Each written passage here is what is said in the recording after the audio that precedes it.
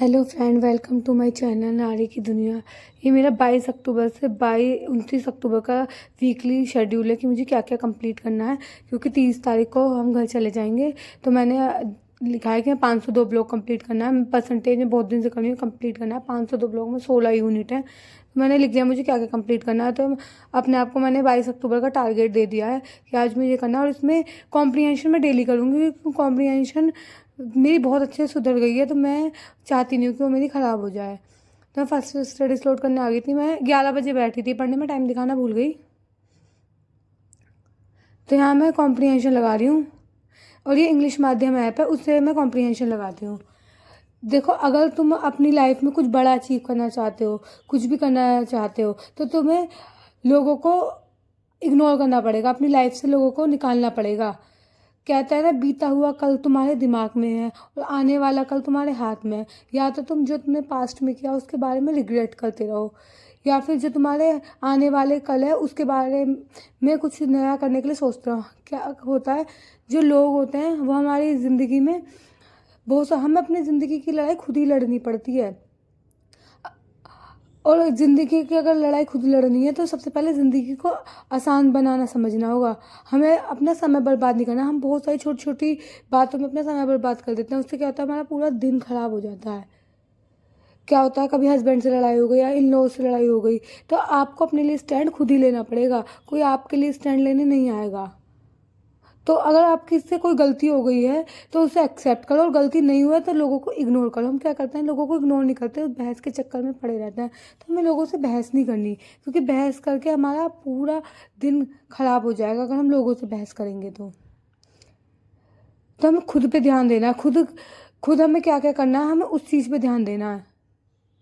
हम क्या करते हैं, हम जो हाउस वाइफ होती हैं वो हमें अपने लिए जीना, खुद के लिए जियो। अब खुद के लिए क्या जियोगे, सबसे पहले प्रायोरिटी तुम खुद होनी चाहिए हो।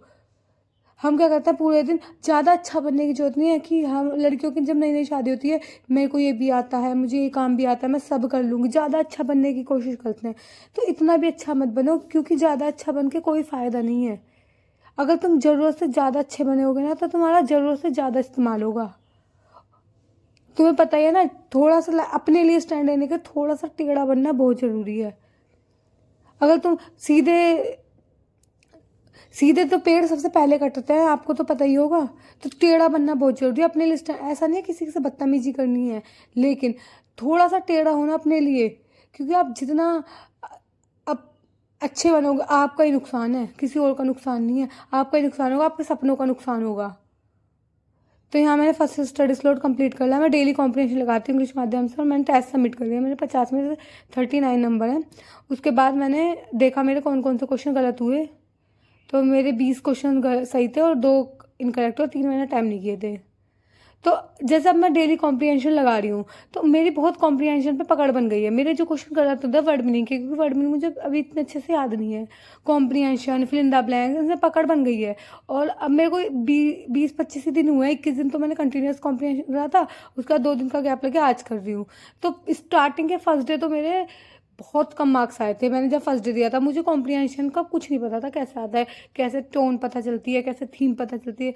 लेकिन बोलता है ना, प्रैक्टिस करने से इंसान बहुत आगे निकल जाता है। तो डेली मैंने उसकी प्रैक्टिस करी, क्योंकि मुझे इंग्लिश सबसे ज़्यादा वो लगता है। और मैं सुबह उठते ही जब भी मैं सबसे पहला स्लोट लगाती हूँ, 90% मैं सबसे पहले कॉम्प्रीहेंशन करती हूँ, क्योंकि मॉर्निंग में दिमाग अच्छे से चलता है। तो बाकी जो मैथ है मैं लास्ट में कर लेती हूँ, क्योंकि मुझे अच्छे से समझ में आती है। तो आप भी ऐसे कर सकते हो। और कॉम्प्रीहेंशन इस ऐप से अच्छी कोई नहीं देगा, ये एसएससी लेवल के देते हैं। तो अगर तुमने एसएससी लेवल को टच कर लिया तो टीचिंग एग्जाम तो कुछ भी नहीं है उसके आगे। इसलिए मैं थोड़ा हाई लेवल की तैयारी कर लूँ कि कोई आ गया तो कम से कम वो तो नहीं होगा। तो ये मेरे देखा था मैंने कौन कौन से क्वेश्चन है, और उसके बाद थोड़ी देर बाद ही मैं सेकंड स्टडी स्लॉट करने लग गई हूँ। और सेकंड स्टडी स्लॉट में मैंने भारत की मिट्टियाँ कर रही हूँ। और ये जो बुक है, मैप के थ्रू इन्होंने समझा रखा है। देखो, पूरे में देख रखा है कि कौन सी मिट्टी कहाँ पे है। तो एक बार इस मैप से देख लो तो फिल करके सब समझ में आ जाता है। तो आप भी वाली बुक परचेज कर सकते हैं। और मैंने अपने आप को वीकली शेड्यूल इसलिए दिया है, क्योंकि हम यहाँ पे 22 से लेके 29 तारीख तक हैं। और 30 तारीख को मॉर्निंग में ससुराल चली जाऊँगी मैं। और उसके बाद फेस्टिवल है 31 को, छोटी दिवाली है, बड़ी दिवाली 1 तारीख को है, फिर गोवर्धन है, और 3 तारीख को मैं अपने घर जाऊँगी। तो उस बीच में मेरी पढ़ाई नहीं हो पाएगी बिल्कुल भी, क्योंकि फैमिली में त्योहार है तो बिल्कुल पढ़ाई नहीं होगी। तो मैंने सोचा पूरा 502 ब्लॉक कंप्लीट करना है। वैसे 502 ब्लॉक में 16 यूनिट हैं, अगर मैं एक दिन में एक भी करूँगी तो भी कंप्लीट नहीं होगा, लेकिन 502 ब्लॉक मैंने पढ़ रखा है। लेकिन मैंने फर्स्ट रीडिंग में उसके नोट्स नहीं बनाए थे, क्योंकि मुझे समझ में ही नहीं आ रहा था। जब जब आप NIOS पहली बार पढ़ोगे तो आपको भी समझ में नहीं आएगा कि कौन सा सब टॉपिक लिखना है, कौन सा नहीं। तो मैंने सिर्फ पूरा NIOS की रीडिंग करी थी, तो मुझे समझ में आ गया था। फिर जब मैंने 506 की रीडिंग करी, जब मेरे को समझ में आ गया कि क्या चीज़ छोड़नी चाहिए, क्या चीज़ रखनी चाहिए। तो 506 ब्लॉक के मैंने और साथ के साथ साथ नोट्स बना लिए थे। लेकिन नोट्स होने बहुत ज़रूरी है। अगर हमारे पास नोट्स नहीं होते ना, तो हम कितना ही याद कर लें, वो चीज़ें ख़त्म हो जाती हैं, याद नहीं रहती। तो मैंने सोचा पहले 502 ब्लॉक में 16 यूनिट है, ये कंप्लीट कर लूँ। और ये मेरा सेकंड स्टडी स्लॉट भी कंप्लीट हो गया था, भारत की मिट्टियाँ। और क्योंकि मैं सुबह से काम कर रही थी तो मैंने रेस्ट लिया थोड़ी देर, 1 घंटे की नैप लेती हूँ मैं। और मैं 502 ब्लॉक की यूनिट 1 कर रही हूँ। और मैंने जो अपने आप को टारगेट दिया, तो सारे सब्जेक्ट को का टारगेट दिया कि NIOS 502 ब्लॉक कंप्लीट करना है। देखता मैं 16 यूनिट कंप्लीट होंगी, बीच में नहीं। मैथ है परसेंटेज में 26 ही वीडियो है, मैं 13 वीडियो पे हूँ, तो 26 की 26 कंप्लीट करना है। बहुत दिन हो गए मुझे परसेंटेज। वैसे मैंने पूरा मैथ कंप्लीट एक बार कर रखा है, लेकिन अब मैं दोबारा से स्टार्ट कर रही हूँ। और रीजनिंग में मैंने डायरेक्शन और डाइज, क्योंकि डायरेक्शन और डाइज के मेरे दोनों क्वेश्चन गलत हुए थे। जब मैंने एक टेस्ट लगाया था, आप देख सकते हो, मैंने लास्ट डे 21 डे पे टेस्ट लगाया था, तो मेरा डायरेक्शन का क्वेश्चन गलत हो गया था और डाइज का। और इंग्लिश में मैंने नाउन, प्रोनाउन, वर्ब और एडजेक्टिव दिया है। मैंने नाउन, प्रोनाउन, वर्ब और एडजेक्टिव पढ़ रखा है काफ़ी बार, तो ये मेरा दो दिन में दोनों चीज़ हो जाएंगी, तो मैंने इन्हें भी इंक्लूड कर लिया। और GS में मैंने कहा मॉडर्न हिस्ट्री को, क्योंकि मॉडर्न हिस्ट्री हो गई है मेरी कंप्लीट, लेकिन मैंने मॉडर्न हिस्ट्री का रिवीजन नहीं किया। तो फिर जब रिवीजन नहीं किया, तो मैंने मॉडर्न हिस्ट्री को भी इस पूरे वीक के शेड्यूल में रख लिया कि एक दिन 3-4 घंटे दे के उसका रिवीजन कर लूँगी। और रिवीजन पता ऐसे नहीं होता, हमें पूरा सब कॉन्सेप्ट समझ में आना चाहिए, उसके बाद ही रिवीजन होता है। मैंने मॉडर्न हिस्ट्री कर रखी है, और यहाँ पे मैं थर्ड स्टडी स्लॉट कर रही हूँ। थर्ड स्टडी स्लॉट में मैं ब्लॉक 502 की यूनिट 1 कर रही हूँ। अब ये यूनिट 1 काफ़ी बढ़िया, अगर आप इसे करोगे ना तो काफ़ी बढ़िया। लेकिन मैंने पढ़ रखी थी तो मुझे आइडिया था। इसमें काफ़ी चीज़ें मैंने नोट डाउन नहीं करी, जैसे प्याजे की थोड़ी मैंने नोट डाउन नहीं करी, मॉरल डेवलपमेंट की वो पता था, हम CTET के रिगार्डिंग पढ़ते हैं, वो मुझे आती थी। और मैंने KVS के रिगार्डिंग भी पढ़ी थी, तो मेरे उसके भी नोट्स थे। तो मैंने कहा दोबारा प्याजे की थ्योरी क्या लिखनी। मैंने वाइगोत्स्की की थ्योरी इसमें दे रखी थी, वो भी नहीं लिखी, वो मुझे आती थी। एल्बर्ट बंडूरा की थ्योरी भी मुझे, अटेंशन रिटेंशन वाली जो है वो मुझे आती थी, वो मैंने बस उसके पॉइंट लिख दिया, अटेंशन, रिटेंशन, रिप्रोडक्शन और मोटिवेशन। तो चारों पॉइंट लिख दिया, कब दी, ये सब लिख दिया था। बाकी पूरा सब कुछ नोट डाउन नहीं किया। जो बिल्कुल नई चीज़ थी, जैसे मुझे कि मुझे लिखनी चाहिए थी, ये मैंने पहली बार पढ़ी है, वो मैंने लिखी थी। जैसे इलेक्ट्रिक इफेक्ट के बारे में इसमें दे रखा था कि जो व्यवहार बच्चों का होता नहीं है लेकिन उसे निकलवा लिया जाता है। तो एक एग्जांपल मैं से बता देती हूँ, जैसे कि हम सब नकल करते हैं, तालियां बजाते हैं एक दूसरे को देख के, तो वो व्यवहार हमारा होता नहीं है लेकिन एक दूसरे को देख के नकल करते हैं। तो इस टाइप के जो थे वो मैंने पहली बार पढ़े थे, तो मैंने नोट डाउन कर लिया था। और ये बहुत बड़ी यूनिट है, अगर आप इसे पहली बार में करोगे तो आपसे फर्स्ट रीडिंग में आधी भी कंप्लीट नहीं होगी। मैंने इसे पढ़ रखा था और मुझे NIOS पढ़ने की हैबिट हो गई है, तो ये मुझे हो गई थी, मुझसे किसी ने पूछा भी था। 2 hours तो later. मेरी फाइनली कंप्लीट हो गई है, और मैंने इसके नोट्स बना लिए थे 502 के। तो सब कुछ मैं इंग्लिश में नोट बनाती हूँ, क्योंकि हिंदी में मेरे समझ में नहीं आता। तो जो मैंने अपने कॉपी में नहीं लिख रखा था, मैंने उनके नोट बनाया। जो मुझे पता था मैंने उनके नोट नहीं बनाए, क्योंकि मुझे ऑलरेडी लिखा हुआ है। KVS के टाइम मैंने नोट्स बनाए थे, तो कोई फ़ायदा नहीं था कि मैं नोट्स बनाऊँ। और उसके बाद मैं थोड़ी देर वॉक पे आ गई थी, क्योंकि मैं घर पर अकेली रहती हूँ और मैं पूरे दिन बोर हो जाती हूँ, घर का काम, पढ़ाई। तो मैं थोड़ी देर 1 घंटा वॉक पे आ जाती हूँ। उसके बाद मैं अपने घर का खाना बनाती हूँ। तो थोड़ी देर, मुझे लगता है थोड़ी देर अगर तुम पढ़ रहे हो तो ज़रूर आना चाहिए। और अगर आपको, देखो, लोगों को इग्नोर करना सीखना पड़ेगा। इतने भी अच्छे मत बनो कि तुम्हारा नुकसान हो जाए। कभी भी इतने अच्छा बनने की ज़रूरत नहीं है कि आपका ही नुकसान हो जाए। लड़कियां क्या करती हैं, उनकी नई नई शादी होती है, हमें ये भी आता है, ये भी आता है, पढ़ाई के अपने सपनों को भूल जाती हैं। हमें अपने सपनों को नहीं भूलना है कभी भी। हमें अपने सपनों को बरकरार रखना है, तो इतने भी अच्छे मत बनो कि तुम्हारा ना खुद का ही नुकसान हो जाए। बस इतना है कि हाँ ठीक है, मेरी ये प्रायोरिटीज़ है। वो वाली बात है ना कि चुप रहकर कायर बनने से अच्छा है बुरा बोलकर बुरे बन जाओ, बोलकर बुरे बन जाओ। क्या होता है, लड़कियां चुप रहती हैं कि नहीं इन्होंने कुछ कह दिया, कोई हो गया तो। अगर तुम्हें अपने लिए स्टैंड लेना पड़ेगा तो बोलना पड़ेगा, और गलत चीज़ के लिए स्टैंड क्यों लेना, पढ़ाई के लिए तो एटलीस्ट स्टैंड ले सकते हो। और मैंने यहाँ चाय बना रही थी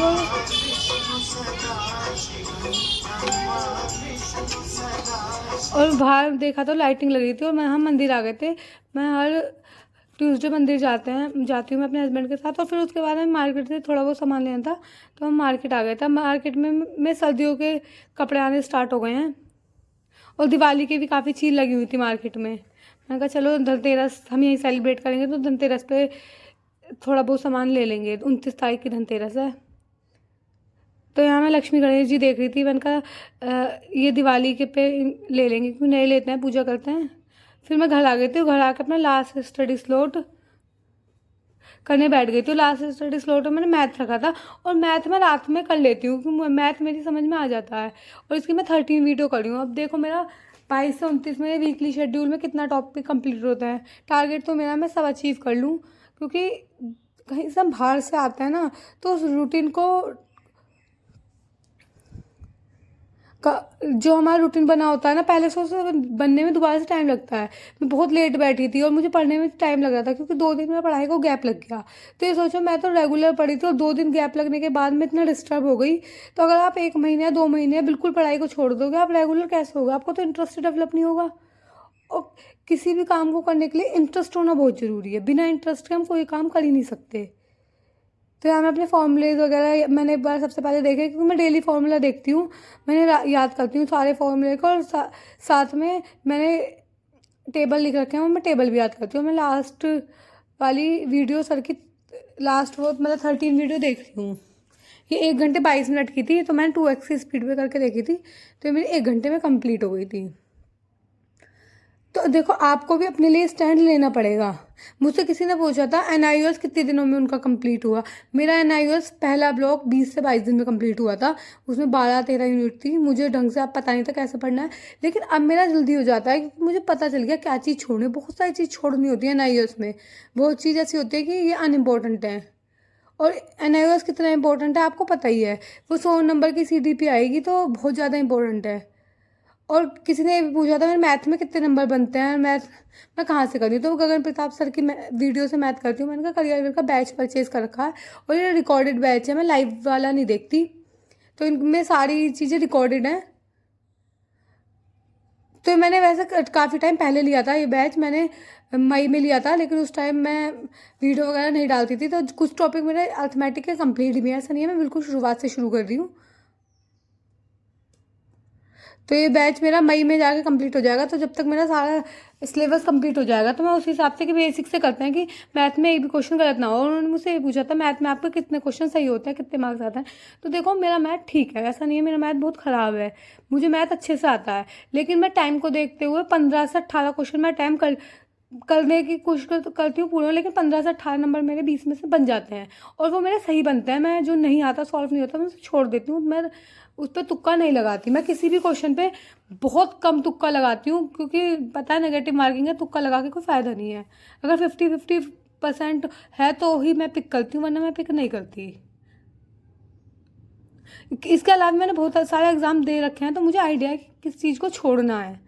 तो इस चीज़ का मुझे पहले से आइडिया है। तो आप भी सारे क्वेश्चन अटैम्प्ट करने के पीछे मत भागो। और किसी को अपनी इंग्लिश सुधारनी है, तो कॉम्प्रीहेंशन इंग्लिश माध्यम ऐप से करें। और देखो, चुप रह के कायर मत बनना, बोलकर बुरे बन जाओ। कुछ नहीं, तुम्हारी लाइफ है, तुम्हारा ये समय बीत गया तो तुम्हें ज़िंदगी भर रिग्रेट रहेगा कि वो समय था, हम तैयारी कर सकते थे। हर चीज़ का एक समय होता है। मैक्सिमम 32 साल है टीचिंग के लिए उम्र दिल्ली में, और बाकी स्टेटों में ज़्यादा भी है, लेकिन हम हमेशा पढ़ते थोड़ी ना रहेंगे। 32 साल तक तुम एफर्ट लगा सकते हो।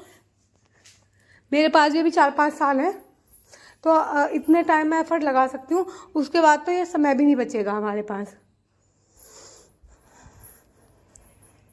तो आपको भी अपने देखना, आपको प्रायोरिटीज सेट करनी है अपनी लाइफ में कि आपकी क्या क्या प्रायोरिटीज़ है, और अपने आप को ना टारगेट दो। जब मैं बिना टारगेट, मेरे से किसी ने कहा था आप 10 दिन का टारगेट लो, मुझे बहुत अच्छा लगा कि कोई मुझे देख रहा है, और मैं भी सोच रही थी 10 दिन का टारगेट लूँ, लेकिन एक्चुअली क्या है, मैं 10 दिन से पहले ही जाना है, वरना मैं 10 दिन का टारगेट ले लेती। तो मैंने वीकली शेड्यूल रखा है कि मैं एक वीक में इतना इतना कंप्लीट कर लूँगी, और उसके बाद मुझे अपने घर जाना है भैया दूज पे। मैं 10 दिन अपने घर रह के आऊँगी, और घर पे मैं बहुत अच्छे से पढ़ाई कर लूँगी। वहाँ पे मेरा काम नहीं होता, मेरे पेरेंट्स मुझसे कुछ नहीं कराते कि पढ़ना है तो पढ़ लो, और मेरे क्या किसी के भी मुझे लगता नहीं कराते होंगे, जब उनको दिखता है उनका बच्चा पढ़ रहा है तो 10 दिन मैं अपने घर रह के आऊँगी।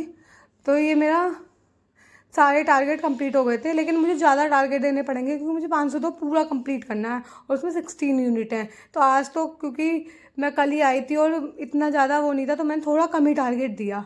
तो आज की वीडियो में इतना ही। वीडियो पसंद आई तो वीडियो को लाइक करना, चैनल पे नए हैं तो सब्सक्राइब करना।